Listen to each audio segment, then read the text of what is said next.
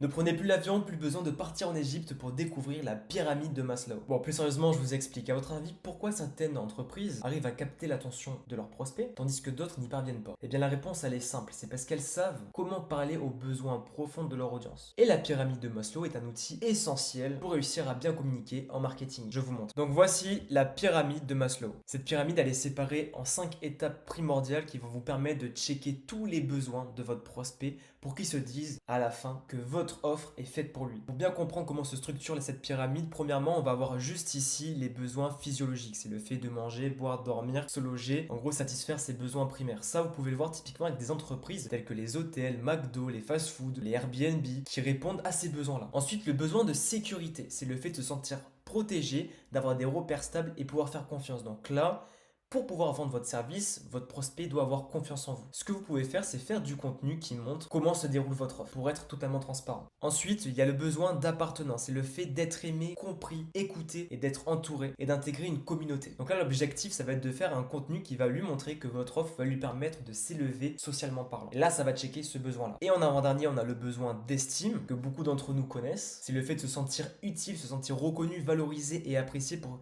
les compétences et les actions qu'on met en place. Donc là, ce qu'il faut, c'est que votre offre permette à votre prospect de projeter les actions qu'il pourra mettre en place une fois qu'il sera passé à l'achat chez vous et de voir la reconnaissance personnelle et extérieure que ça lui procurera. Et enfin, le sommet de la pyramide, le besoin d'accomplissement. Ici, c'est le fait de se développer, d'apprendre, de repousser ses limites et de réaliser ses ambitions. Si votre prospect a besoin d'évoluer et que votre offre matche complètement avec ça, vous avez tout gagné. Et là, votre prospect, il passe à l'achat.